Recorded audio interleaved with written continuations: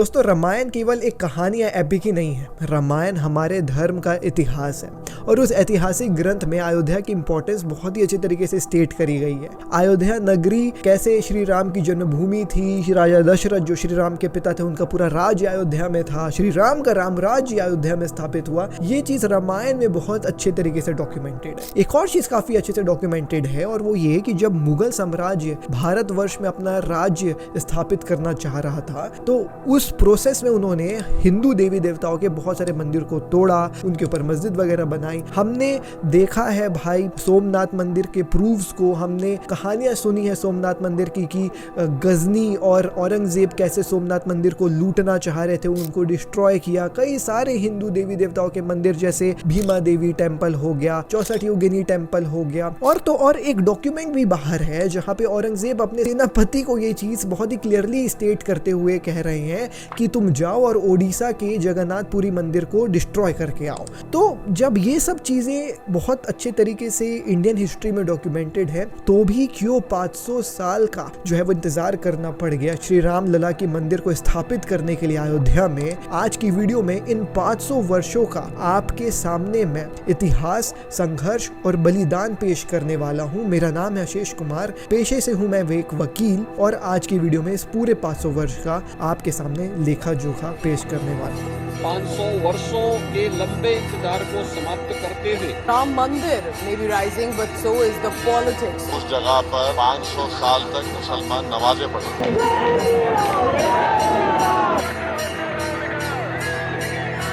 वेद ने स्पष्ट कहा है, 8 सेक्टर वाली 9 द्वार वाली वह अयोध्या राम जन्मभूमि से 300 धनुष तर में सरजू जी विराजमान है।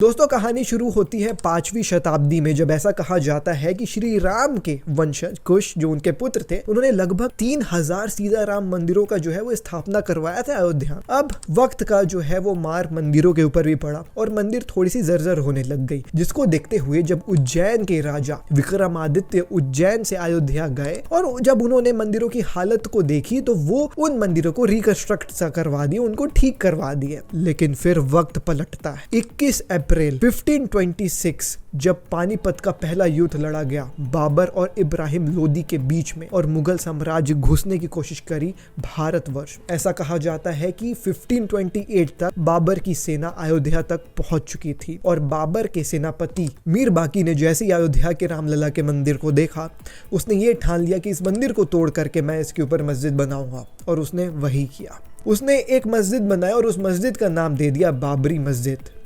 150 साल बीत गए। ये वही वर्ष थे जब मुगल साम्राज्य भारत में जोरों शोरों से जो है वो राज कर रहा था और लोग खौफ के साथ जी रहे थे, किसी ने कुछ भी नहीं कहा। लगभग 190 ईयर्स बीत चुके थे बाबरी मस्जिद को बने हुए। सन 1717 में राजा जय सिंह, जिनके ताल्लुकात मुगल डायनेस्टी के साथ भी थोड़े अच्छे थे, उन्होंने कोशिश किया कि थोड़ा सा जो बाबरी मस्जिद के इर्द गिर्द की जगह है वो मेरे नाम हो जाए ताकि मैं वहां पे थोड़ा सा कुछ राम मंदिर के नाम का बनवा पाऊं। लेकिन मुगल ऑब्वियसली उनकी बात नहीं माने, लेकिन फिर भी उन्होंने जो है वो एक छोटा सा राम चबूतरा सा बनवा दिया वहां। ये चीज डॉक्यूमेंटेड है जोसेफ थैलर के जो है वो डॉक्यूमेंट्स में, जो एक जियोग्राफर थे और जो भारतवर्ष का भ्रमण करते थे और अपने एक्सपीरियंस को डॉक्यूमेंट करते थे। और उन्होंने ये चीज बहुत ही क्लियरली अपने डॉक्यूमेंट्स में लिखा है कि रामकोट फोर्ट्रेस को औरंगजेब ने जो है वो डिस्ट्रॉय किया, इंक्लूडिंग एक घर सा स्ट्रक्चर जिसको माना जाता था हिंदूज के द्वारा कि वो बर्थ प्लेस है श्री राम का। साल बीतते गए, 1813 आ चुका था और अब ब्रिटिश साम्राज्य जो है वो भारतवर्ष में आ गया था और इसी वक्त जो है वो हिंदूज ने ब्लेम किया बाबर को पहली बार श्री राम का मंदिर तोड़ने के लिए,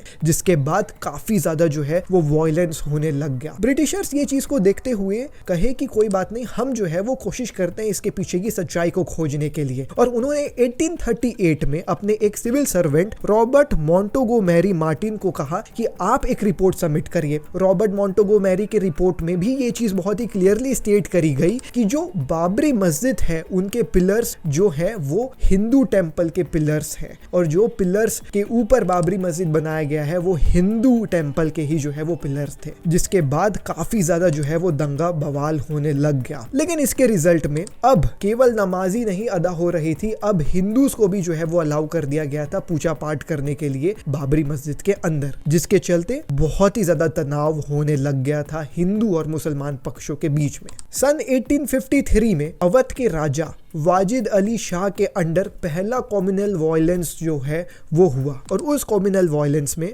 निर्मोही अखाड़ा ने बाबरी मस्जिद को जो है वो कैप्चर कर लिया। 2 साल बीत गए और बाबरी मस्जिद अभी भी निर्मोही अखाड़ा के कंट्रोल में था। 2 साल के बाद मुसलमानों को एंट्री मिली मस्जिद के अंदर, लेकिन उसी वक्त मुख्य गुंबद के 150 फीट दूर एक राम चबूतरा भी बना दिया गया था, जहां पे हिंदू लोग भी जा करके अपनी पूजा अर्चना कर सकते थे। लेकिन इस चीज से कई सारे लोग नाराज थे कि अभी भी वो चबूतरा 150 फीट दूर था और मुख्य गुंबद में नमाज अदा हो रही थी, जहां पे श्री राम का जन्म स्थान माना जाता। सन 1857 में निहांग सिक्स के मदद के साथ हिंदू लोग और पंडित मस्जिद के अंदर घुस करके हवन और पूजा जो है वो करते हैं, और फिर सन 1885 में पहली बार ये मामला कोर्ट में पहुंचता है, जहां फैजाबाद डिस्ट्रिक्ट कोर्ट में महंत रघुवीर दास राम चबूतरे के ऊपर एक कैनोपी यानी एक टेंट सा जो है वो लगाने की मांग जो है वो दर्ज करते हैं। लेकिन उनकी इस मांग को भी जो है वो खारिज कर दिया गया। वक्त बीतता गया, जैसे जैसे वक्त बीतता गया लोग और भी ज्यादा गुस्सा होने लग गए। अब श्री राम चबूतरे के ऊपर एक टेंट तक भी नहीं लगी हुई थी, और 1934 में फिर से जो है वो दंगा हुआ अयोध्या में। इसके रिजल्ट में मस्जिद की एक दीवार जो है वो ढह जाती है। उस दीवार को ब्रिटिशर्स ने वापस से बनवा तो दिया, लेकिन फिर नमाज भी बंद करवा दिया सभी का। अब ये जो शासन था वो ब्रिटिशर्स का चल रहा था। ब्रिटिशर्स बिल्कुल भी नहीं चाहते थे कि दोनों पक्षों के बीच में सुलह हो जाए। वो तो चाह ही रहे थे कि आपस में कम्युनल वायलेंस बने रहे, आपस में टेंशन बने रहे, और उनका राज जो है वो वैसे ही चलता था, डिवाइड एंड रूल के जो है वो फॉर्मूला के ऊपर। लेकिन फिर वक्त आता है इंडिपेंडेंस का। At the stroke of the midnight hour, when the world sleeps, India will awake to life and freedom. जब भारत को स्वतंत्रता मिली तो सभी लोगों के अंदर अब उम्मीद थी कि राम मंदिर के बारे में कुछ हो सकता है, लेकिन उस समय की सरकार का कोई भी प्लान नहीं था।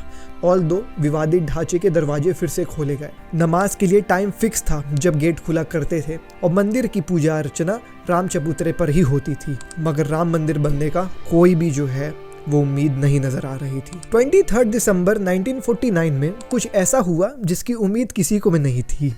अचानक से विवादित ढांचे के अंदर से घंटियों की आवाज आने लग गई, पूजा की आवाज आने लग गई और आरतियों की आवाज आने लग गई, जिससे ये समझ में आया कि श्री राम की आरती विवादित ढांचे के अंदर से हो रही है। जब देखा गया तो हिंदू पक्ष का ये दावा था कि अचानक से रातों रात श्री राम की मूर्ति प्रकट हो गई विवादित ढांचे के अंदर, और मुसलमान पक्ष का कहना यह था कि इन मूर्तियों को हिंदू पक्ष के द्वारा चालाकी से रात के अंधेरे में जो है वो रख दिया गया, और काफी बड़ी भीड़ जो है वो उमड़ गई विवादित ढांचे के बाहर। अब ये मामला जो है वो उस समय के प्रधानमंत्री श्री जवाहरलाल नेहरू तक पहुंचा। श्री जवाहरलाल नेहरू ने उस समय के वहां के मजिस्ट्रेट के नायर को ये आदेश दिया कि हिंदू देवी देवताओं के मूर्तियां हटा दिए जाए मस्जिद के अंदर से, जिसके बाद के नायर का ये कहना था कि भीड़ इतनी ज्यादा है कि अगर मूर्तियों को हटाया गया तो मामला बिगड़ सकता है। लेकिन फिर भी 27 दिसंबर को फिर से सेम ऑर्डर जो है वो पास किया गया के नायर को कि आप कैसे भी करके वहां से हिंदू देवी देवताओं के जो आइडल्स है, श्री राम लल्ला के आइडल्स हैं, आप उनको वहां से हटा दीजिए। लेकिन के नायर ने उसके रिप्लाई के साथ अपना रेजिग्नेशन लेटर भी जवाहरलाल नेहरू को जो है वो सबमिट करा दिया। उस रिप्लाई में उनका ये कहना था कि मैं फिर से ये कह रहा हूं कि आइडल्स को हटाना सही नहीं रहेगा, भीड़ बेकाबू हो सकती है। आप एक काम ये कर सकते हैं कि आप एक जाली नुमा गेट जो है वो बीच में इंस्टॉल करवा दीजिए, जिससे दोनों जो है वो पक्षों का आस्था बना रहेगा। जवाहरलाल नेहरू को ये आइडिया काफी अच्छा लगा और उन्होंने एग्जैक्टली वही करवाया। एक जाली नुमा सा गेट स्थापित करा दिया गया बाबरी मस्जिद के अंदर, लेकिन के नायर का रेजिग्नेशन लेटर भी जो है वो एक्सेप्ट नहीं किया गया। सन 1950 में गोपाल सिंह जो विश्व हिंदू परिषद के प्रेसिडेंट हुआ करते थे उस समय, उन्होंने फाजियाबाद जिला कोर्ट में एक पेटिशन दायर करी। उस पेटिशन में उनका मांग ये था कि जो राम लला की मूर्तियां हैं उनको जो है वो वापस रखी जाए और हम उनकी जो है वो अच्छे तरीके से पूजा पाठ कर पाए। जिसके रिप्लाई में हसीम अंसारी जो एक रेसिडेंट थे अयोध्या के, उन्होंने कोर्ट में जो है वो ये पेटिशन डाला कि ये जो रामलला का मूर्ति है वो उनको मस्जिद से डायरेक्ट हटा दिया जाए। और यही वो वक्त था जब टेंशन दोनों पक्षों में काफी ज्यादा था। विश्व हिंदू परिषद बार बार ये मांग करता था कि ये जमीन हमारी है, और यूपी का सुन्नी बोर्ड ये मांग करता था कि ये जो जमीन है वो हमारी है। और जैसे जैसे टेंशन्स बढ़ने लग गए, गवर्नमेंट ने ये ठाना कि हम जो है वो भाई ताला लगाने वाले हैं इस जो है वो विवादित ढांचे के ऊपर। जब कोर्ट में ये मामला पहुंचा 1976 में, तो गवर्नमेंट के तरफ से एक खुदाई करने का जो है वो प्रस्ताव पारित किया गया। उन्होंने बोला कि भाई हम कोशिश करते हैं पता करने की कि क्या कहानी है, और वहां पे जो है वो खुदाई करते हैं। के मोहम्मद जो लीड कर रहे थे उस टीम को, उनका कुछ कहना ऐसा था। 76-77 में जब एक्सकेवेशन के लिए गया तो अंदर जब जाके देखा तो ये मस्जिद है, उस मस्जिद का जो पिलर्स जितने भी है वो सब जो ना मंदिर का पिलर्स थे। तो आपका सवाल होगा कि ये आप कैसे करेंगे कि ये मंदिर का पिलर है, ये मस्जिद का पिलर है। Precisely we are being trained for that. तो जब अंदर जाके देखा तो 11th and 12th सेंचुरी का जो मंदिर का जो पिलर्स थे उसी को मस्जिद में रीयूज किया, कॉलम की तरह इस्तेमाल किया। 12 पिलर्स थे। And there is an inscription also, in Arabic inscription भी है वही मस्जिद में। क्या लिखा है उस पे सर? उसमें ये 27 temples have been destroyed for constructing this मस्जिद। तो हिस्ट्री में एक चीज हम लोगों को समझना चाहिए, कुछ गलतियां हो चुकी है, मुसलमानों को इस गलती को एडमिट करना चाहिए। जब ये बात 1976 में आई तो हिंदू लोगों के अंदर आग अब जो है वो काफी ज्यादा था। वो ये चाहते थे कि जब ये चीज प्रूव हो चुकी है कि पिलर जो है हमारे अवशेष फाइंड किए जा रहे हैं एक्सकेवेशन से, तो क्यों नहीं राम मंदिर का स्थापना करा दिया जाए, जब ये लगभग प्रूव ही हो चुका है कि यहाँ पे पहले राम मंदिर था। और इस चीज का समर्थन जो ये मांग उठा रहे थे उनको मिलता है बीजेपी की तरफ। साल है 1980 और यहाँ पे बीजेपी जो है वो फॉर्मुलेट होती है।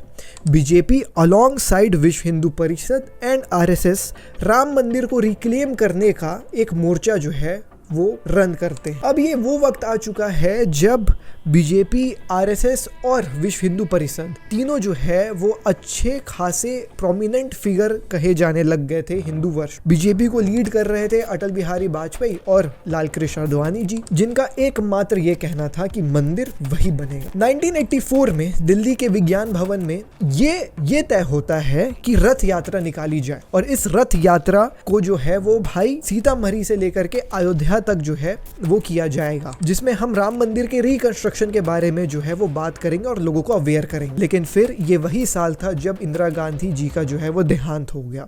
मुझे भारत पर काला अंधकार छा गया कि मैं जीवित रहूं या नहीं रहूं, मेरी लंबी उम्र रही है और मैं ये इस पर मुझे अगर गौरव किसी चीज पर है तो इस पे है कि सारा जीवन मेरा सेवा में गया, केवल इसके गौरव है और किसी चीज पर।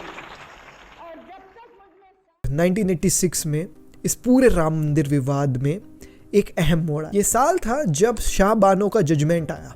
शाह बानो के जजमेंट में मेंटेनेंस का ऑर्डर जो है वो दे दिया गया।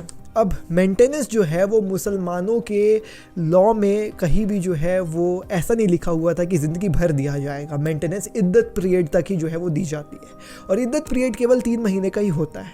लेकिन सुप्रीम कोर्ट के जजमेंट में यूनिफॉर्म सिविल कोड के आप कह सकते हो ऐसे टच करते हुए ये जजमेंट दिया कि जो मेंटेनेंस है वो भले वो मुस्लिम वुमेन है लेकिन उसको मिलना चाहिए पूरे साल तक। अब इस चीज़ से कई सारे मुसलमान लोग जो है वो नाराज़ थे, और कई सारे जो है वो हिंदू और जो यूनिफॉर्म सिविल कोड का जो है वो भाई जो साइड लेते थे वो खुश थे।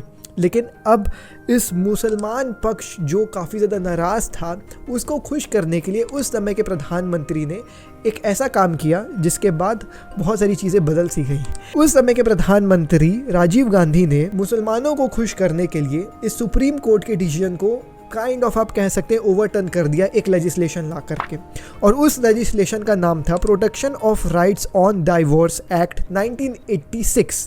अब ये जैसे ही लेजिस्लेशन आता है, शाह बानो अपना केस जीतने के बावजूद वो हार जाती है, और अब मुसलमान लोग और वो लोग जो यूनिफॉर्म सिविल कोड के अगेंस्ट थे वो काफ़ी ज़्यादा खुश हो जाते हैं, और हिंदू लोग थोड़े से दुखी हो जाते हैं। अब राजीव गांधी के सामने एक डायलेमा थी कि अब जो है वो भाई हिंदू लोगों को भी खुश करना है।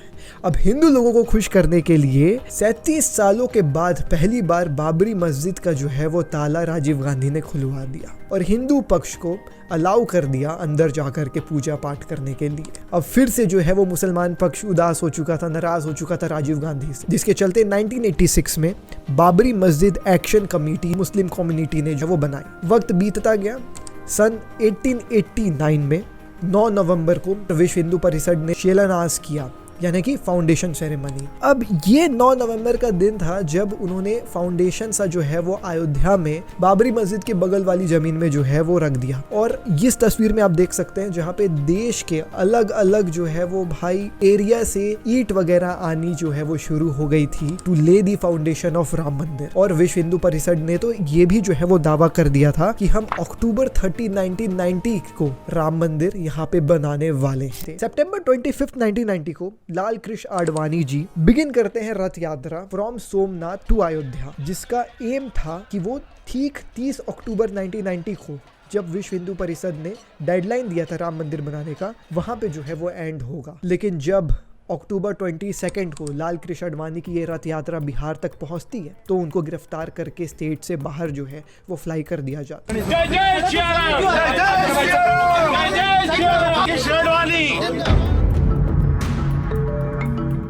I don't attach much importance to this arrest.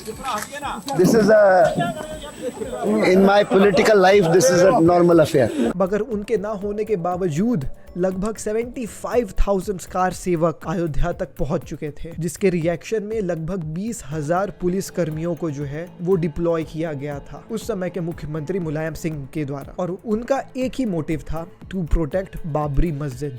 वो डेडलाइन का वक्त आ चुका था। 30 अक्टूबर 1990 विश्व हिंदू परिषद का वो दिया हुआ दिन जिस दिन राम मंदिर बनना चालू होना था। लगभग 40,000 कार सेवक अयोध्या पहुंच चुके थे और वो थे एक ब्रिज में, और उनका मेन मोटिव था 14 परिक्रमा के साथ एक सेरेमनी करना उस ग्राउंड में जो बाबरी मस्जिद के बगल में। इससे पहले विश्व हिंदू परिषद के जो मुखिया थे अशोक सिंघल, उनकी ऑलरेडी बात मुलायम सिंह के साथ हो चुकी थी कि हम कुछ ऐसा करने वाले हैं, जिसमें यह आश्वासन भी दिया गया था कि हम बाबरी मस्जिद को कुछ भी नहीं करेंगे, हमारा सिंपल सादा सा कार्यक्रम है जहाँ पे हम परिक्रमा करने वाले हैं और एक छोटा सा सेरेमनी करने वाले हैं। मगर फिर कुछ कार सेवक बाबरी मस्जिद के ढांचे के ऊपर चढ़ जाते और गुम्बद के ऊपर झंडा फहराने की जो है वो कोशिश करने लगते हैं। झंडा भी जो है वो फहराने में सफल हो जाते हैं, लेकिन उसी वक्त गोलियों की आवाज भी सुनाई देती। भीड़ बेकाबू हो चुकी थी और भीड़ को काबू करने की कोशिश में कार सेवकों के ऊपर मुलायम सिंह की सरकार ने गोलियां चलवाई, जिसमें ऑफिशियल रिकॉर्ड के हिसाब से 14 कार सेवक जो है वो शहीद हो जाते हैं। मगर ऑफिशियल रिकॉर्ड कभी भी सही नहीं होते। तो ठीक है, क्या हुआ नहीं हुआ लेकिन मदीना में बता 16 लोग की जाने गई। मुझे कभी कभी बहुत अफसोस होता है 6 दिसंबर 1992 इस दिन को शौर्य दिवस भी कहा जाता है। सेंटर में पीवी नरसिम्हा राव की जो है वो सरकार थी और स्टेट में बीजेपी की सरकार थी इस बार, जिसको लीड कर रहे थे कल्याण सिंह। 6 दिसंबर को आरएसएस और विश्व हिंदू परिषद ने एक कथन ऑर्गेनाइज करवाया, जिसमें बीजेपी के प्रमुख लीडर जैसे लाल कृष्ण आडवाणी, मुरली मनोहर जोशी, उमा भारती और नृत्या गोपाल दास भी जो है वो शामिल थे। वहां पे माहौल मगर राम मंदिर के पक्ष में बहुत ज्यादा टेंस था। जब इतने बड़े बड़े नेता एक स्टेज में एक साथ आ जाए और उनका मोटिव काइंड ऑफ सिमिलर सा रहे, तो आप माहौल एक्सपेक्ट कर ही सकते हैं कि वैसा हो। श्री राम के नारे लगने चालू हो गए और काफी प्रो राम मंदिर स्पीचेस भी जो है वो वहाँ पे नेताएं देने लग गए। उससे भीड़ के अंदर एक राम मंदिर के प्रति जो है वो साहस सा जाग उठा कि इस बार तो हम राम मंदिर बना करके ही जो है वो अपने घर को लौटेंगे। सुप्रीम कोर्ट ने जो फैसला किया है उसका अर्थ मैं ये निकालता हूँ, वो कार सेवा रोकता नहीं है। सचमुच में सुप्रीम कोर्ट ने हमें अधिकार दिया है कि हम कार सेवा करें।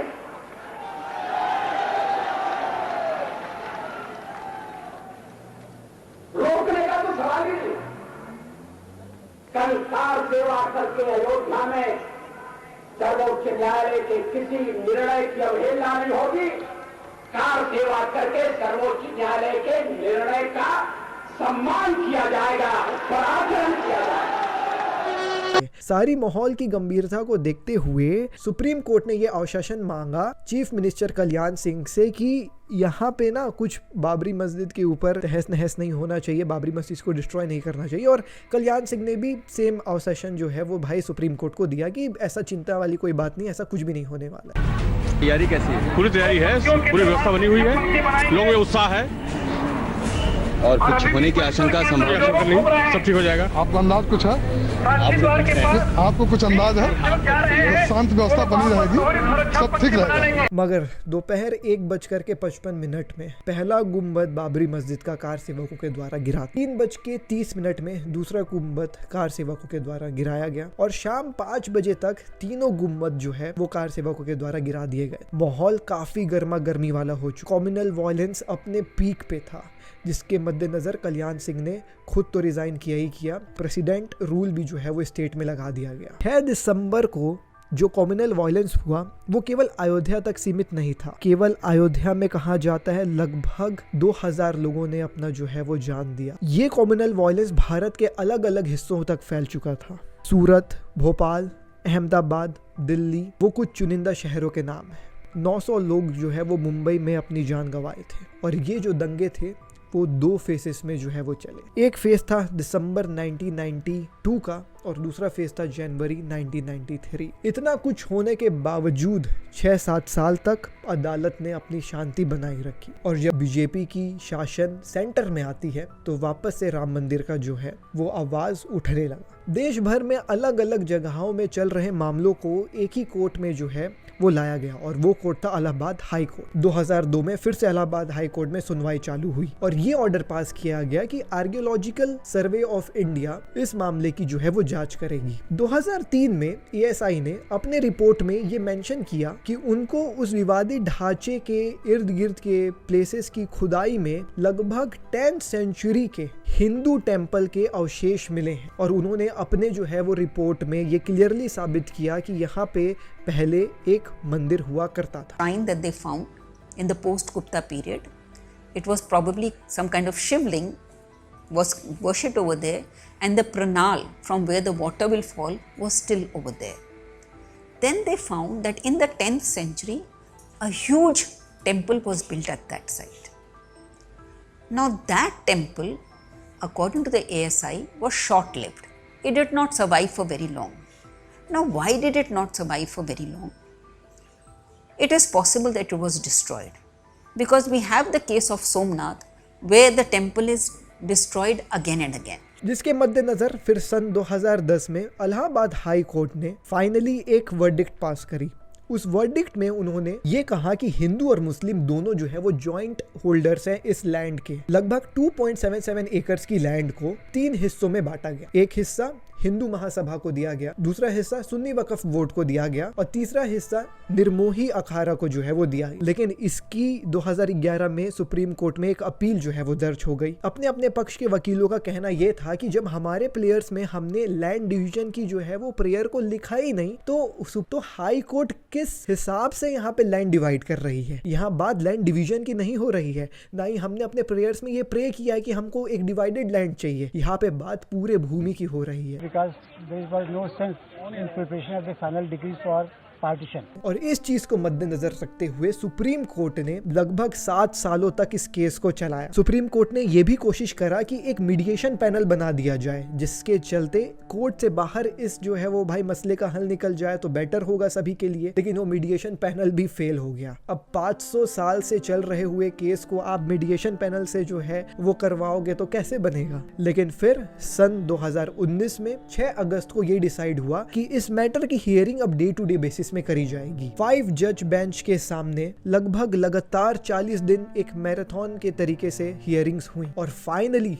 सुप्रीम कोर्ट ने अपनी वर्डिक्ट को जो है वो रिजर्व कर लिया until November 9. A 5-judge constitution bench headed by the Chief Justice of India will pronounce its verdict on the Ayodhya title suit today at 10:30 a.m. That verdict will be out, ending decades of uncertainty on the issue. नवंबर 9 की इंतजार हर एक उस व्यक्ति को थी जिसका सपना श्री राम मंदिर बनते हुए देखने देखने का था। और वो ऐतिहासिक फैसला 9 नवंबर 2019 को आ गया, जब ये वर्डिक्ट दिया गया सुप्रीम कोर्ट के द्वारा कि विवादित भूमि राम भूमि ट्रस्ट की है और कंपनसेशन के तौर पे 5 एकड़ की जमीन अयोध्या के अंदर ही सुन्नी वक्फ बोर्ड को भी जो है वो देनी चाहिए। Alright, hold on, Anand. We have to cut straight across to the Lok Sabha where Prime Minister Narendra Modi is speaking. Listen in. ये विषय करोड़ों देशवासियों की तरह ही मेरे हृदय के भी करीब है और इस पर बात करना मैं अपना बहुत बड़ा सौभाग्य समझता हूं। ये विषय श्री राम जन्मभूमि से जुड़ा हुआ है।